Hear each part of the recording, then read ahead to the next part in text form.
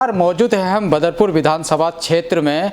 और जैसे कि विधानसभा चुनाव आने वाले समय में आने वाले हैं, दिल्ली के अंदर अभी हरियाणा में विधानसभा चुनाव का माहौल बना हुआ है, इसके बाद दिल्ली में विधानसभा चुनाव होने की संभावना है। और इसको लेकर कितनी तैयारी अजीत पवार की एनसीपी द्वारा दिल्ली के अंदर किया गया है, क्योंकि एनसीपी भी इस बार दिल्ली के अंदर सक्रिय होती हुई नजर आ रही है। तो एनसीपी के ओबीसी मोर्चा के हमारे पास प्रदेश अध्यक्ष जी संजय यादव जी हमारे साथ बैठे हुए हैं। बदरपुर विधानसभा क्षेत्र में हम लोग बैठे हैं और इनसे बातचीत करेंगे राजनीतिक मुद्दों को लेके, दिल्ली के अंदर क्या क्या समस्याएं देखने को मिल रही है, कितना एनसीपी का संगठन इनका तैयार हो चुका है विधानसभा चुनाव 2025 के लिए।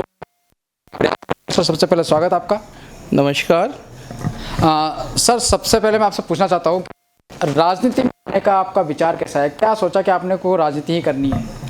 ऐसा कुछ सोच के नहीं आए थे कि राजनीति ही करनी है, लेकिन मैं 1990 से यहाँ बदरपुर विधानसभा क्षेत्र में रह रहा हूँ और जैसे जैसे समय बीतता गया मैं देखता गया जितने भी विधायक आए वो या तो हमें बेवकूफ़ बनाते रहे, कभी ओजोन के नाम पे, कभी सड़कों के नाम पे, कभी नाली के नाम पे, कभी बिजली के नाम पे।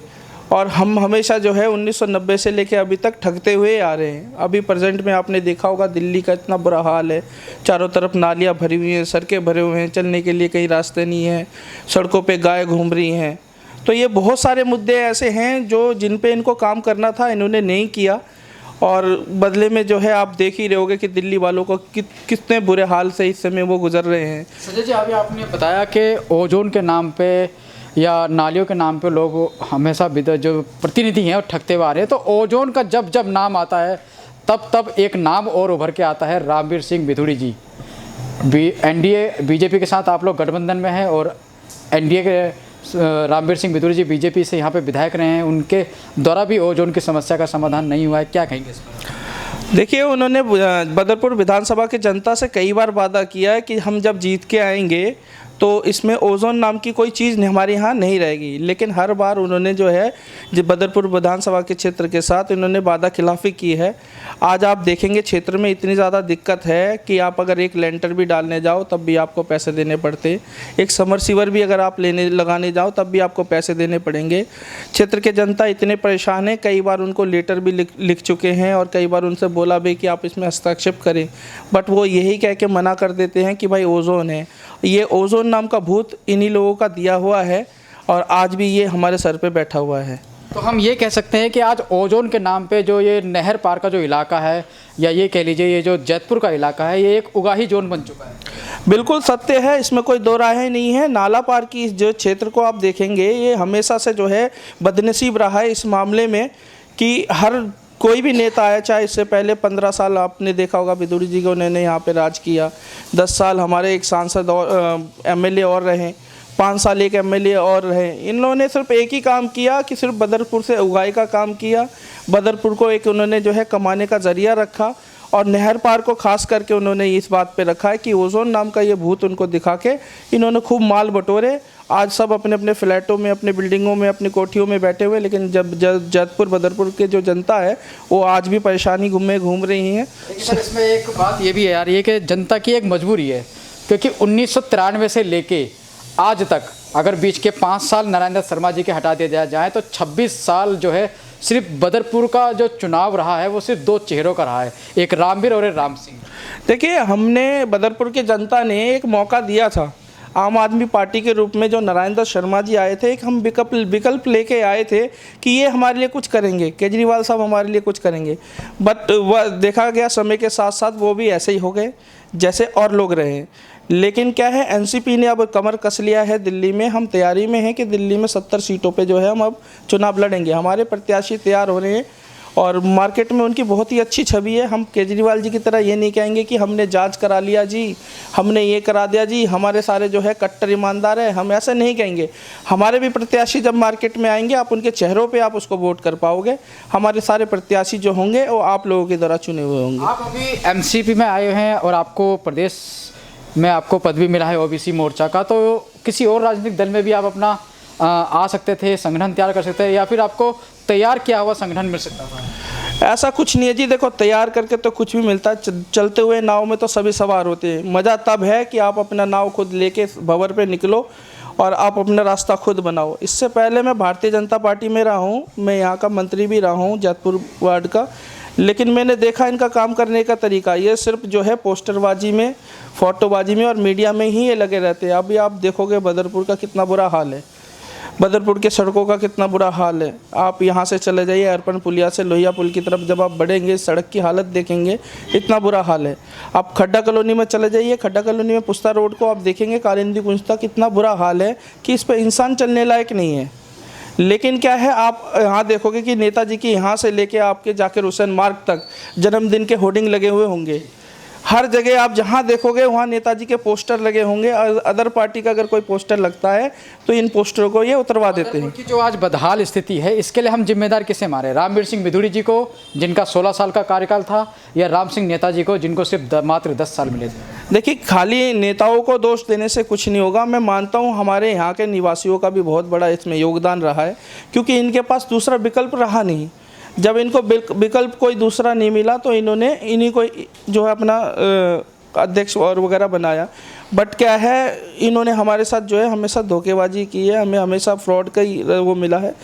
लेकिन अब जो है विकल्प के तौर पे एनसीपी राष्ट्रवादी कांग्रेस पार्टी आगे आई है, और बाकायदा हम आपको बहुत अच्छे अच्छे कैंडिडेट देंगे और दिल्ली में बहुत अच्छी तरीके से हम इस बार फाइट करेंगे। बदरपुर को लेकर एक सवाल पूछूंगा, उसके बाद दिल्ली प्रदेश को लेकर हम बातचीत करेंगे। बदरपुर में जो जहाँ पे हम लोग बैठे हैं ये इलाका जैतपुर का है। यहाँ पे एक सबसे बड़ी जो प्रॉब्लम है, जो कैंसर रूपी जो समस्या है यहाँ पे, एक ओजोन है। आपका क्या मानना है? क्योंकि दो बड़े नेता एक दूसरे पर आरोप लगाते हैं कि उनके कार्यकाल में लगा, वो बताते हैं उनके कार्यकाल में लगा। आपका क्या मानना है? आप भी इस क्षेत्र में रहे हैं, आप भी यहाँ के मतदाता हैं और आप बीजेपी में भी रहे हैं। आपका क्या मानना है? आपका क्या मानना है कौन से नेता ने यहाँ पे ओजोन को दिया? देखिए, मैं ये खुल के तो नहीं कह सकता कि आपको किस पार्टी का दिया हुआ ये ओजोन है, लेकिन मैं इतना ज़रूर जानता हूँ कि हमारे अगर पार्टी अगर दिल्ली में आती है तो हम ओजोन को हटाने का काम करेंगे। और इसमें हम ये नहीं कहेंगे कि भाई ये इसने नहीं हटाया, उसने नहीं हटाया, हम हटाने का काम करेंगे। ओजोन नाम का भूत हम कोशिश करेंगे कि दिल्ली से हट जाए। जैसे कि अभी आपने थोड़ी देर पहले बताया कि आप दिल्ली के अंदर तैयारी में हैं विधानसभा चुनाव को लेकर, तो एनसीपी का दिल्ली में अब तक कुछ वजूद था नहीं, आपने शुरुआत करी है, संगठन की आपको जिम्मेदारी मिली है, तो एक बहुत बड़ी चुनौती होगा, क्योंकि इतने कम समय में, क्योंकि कम समय है विधानसभा चुनाव के लिए, ऐसे में एनसीपी का संगठन 70 प्रत्याशी दिल्ली के अंदर उतारना एक बहुत बड़ी चुनौती आपके सामने रही। देखिए, चुनौतियों से लड़ना ही हमारा एनसीपी का काम है। हम मुंबई में भी लड़ रहे हैं, आप देखोगे, और हम दिल्ली में भी इस बार बहुत 70 सीटों पे इसलिए लड़ेंगे क्योंकि हमारे पास अभी पर्याप्त कैंडिडेट है। और ऐसा नहीं है कि एकदम से ही कोई पेड़ पर चढ़ जाता है। आम आदमी पार्टी भी वैसे ही आई थी, उन्होंने कभी सपने में भी नहीं सोचा होगा कि हम इस हिसाब मुकाम तक पहुंचेंगे। बट ये है कि हम 70 कैंडिडेट दे रहे हैं तो हम कुछ सोच समझ के ये फैसला किया है हमने, और हमारे कैंडिडेट तैयार है और बाकायदा हम 70 सीटों पर चुनाव इस बार दिल्ली में लड़ रहे हैं। कितना तैयार संगठन आप कर चुके हैं, जैसे जिले वाइज अगर देखा जाए? आप देखेंगे इस समय हमारे, आप अगर बदरपुर विधानसभा में बैठे हैं तो आप देखेंगे इस समय हमारे पास 5-6 कैंडिडेट है बदरपुर विधानसभा के लिए, जो एक दूसरे से फाइट कर रहे हैं कि टिकट मुझे चाहिए, टिकट मुझे चाहिए। बट हम देख रहे हैं जो काबिल होगा और ऊपर से जिसके लिए भी कहा जाएगा हम उसको सपोर्ट करेंगे और वो लड़ेगा। बदरपुर से टिकट की दावेदारी में आपका नाम भी चल रहा है? देखिए, ये तो पार्टी के जो शीर्ष नेतृत्व है वही डिसाइड करेंगे कि भाई किसको देनी है, किसको नहीं। बाकी पार्टी जो डिसाइड करेगी हम उसको समर्थन करेंगे। एक सवाल आखिरी में आपसे पूछूंगा, अरविंद केजरीवाल जी को जमानत मिल चुकी है, बाहर आ चुके हैं, और आम आदमी पार्टी के अंदर एक नया जोश अब देखने को मिल रहा है केजरीवाल जी के बाहर आने के बाद। हालांकि जब केजरीवाल जी जेल गए थे तो इनका मनोबल थोड़ा टूट गया था, लेकिन अब मनोबल इनका वापस आ गया। तो ऐसे में आने वाले समय में चुनाव में आप लोगों के सामने एक बहुत बड़ी मुश्किल या एक बहुत बड़ी चुनौती, क्योंकि बिजली पानी इनका मुख्य मुद्दा था, उसको लेकर चुनाव मैदान में आए, तो अब इसका फ़ायदा आने वाले समय में इनको मिल सकता है। देखिए, ऐसा नहीं है कि केजरीवाल जी कहीं मंदिर या मठ से निकल के आए हैं। केजरीवाल जी जेल से निकल के आए हैं और अभी जमानत पे आए, और उनको अभी ये भी नहीं औहदा उनके पास है कि वो संसद में, पार्लियामेंट में जाके वो अपना काम कर सकें। बट हमारे लिए कोई नई बात नहीं है, चुनौतियों से हम शुरू से ही लड़ते आए हैं, आगे भी लड़ेंगे। और ऐसा कुछ नहीं है कि केजरीवाल जी आ गए तो कुछ जादू हो जाएगा। दिल्ली की जनता समझ चुकी है, दिल्ली की जनता अब जान चुकी है कि उनको किस तरह से ठगा गया है, किस तरह से जो है उनके बच्चों को नशे की किल्लत में धकेल दिया गया है। किस तरह से शिक्षा के नाम पे जो है इन्होंने स्कूलों को जो बनवाया है, जिसमें आज घुटने घुटने भर पानी है, बच्चे परेशान हैं स्कूलों में। तो हम इन सारी चुनौतियों से लड़ने के लिए तैयार बैठे हुए हैं। हम पूरी तरह से लड़ेंगे और हमारे सारे कैंडिडेट लड़ेंगे। एक सवाल आपसे और आखिरी में पूछना चाहूँगा, जैसे एनडीए के साथ अजीत पवार जी का गठबंधन है, एनसीपी का गठबंधन है, और दिल्ली के अंदर जनता दल यूनाइटेड, एनसीपी और बीजेपी तीनों ही अपनी अपनी तैयारी में लगी हुई हैं, तो अगर गठबंधन हुआ तो क्या? देखिए, हमारी तो कोशिश है कि हम 70 सीटों पर लड़ रहे हैं, लेकिन अगर शीर्ष नेतृत्व ये तय करेगी कि उनको मिलकर लड़ना है तो हम उसका स्वागत करते हैं, समर्थन करते हैं। पार्टी हमें जैसा आदेश करेगी हम वैसा करेंगे। तो ये थे हमारे साथ संजय यादव जी, जो कि एनसीपी राष्ट्रवादी कांग्रेस पार्टी के दिल्ली प्रदेश के ओबीसी मोर्चा के जो है अध्यक्ष बनाए गए हैं, मनोनीत किए गए हैं। इनके ऊपर एक बहुत बड़ी जिम्मेदारी है पूरी दिल्ली के अंदर एक यूथ की टीम बनाना और 70 विधानसभा के अंदर अपना करना, चुनाव लड़ना। और अब विधानसभा चुनाव 2025 के लिए एनसीपी ने भी कमर कस ली है और कितनी तैयारी एनसीपी कर चुकी है, आने वाले समय में हम वो भी आपको दिखाने का प्रयास करेंगे। तब तक आप बने रहिए, जुड़े रहिए हमारे साथ। नमस्कार।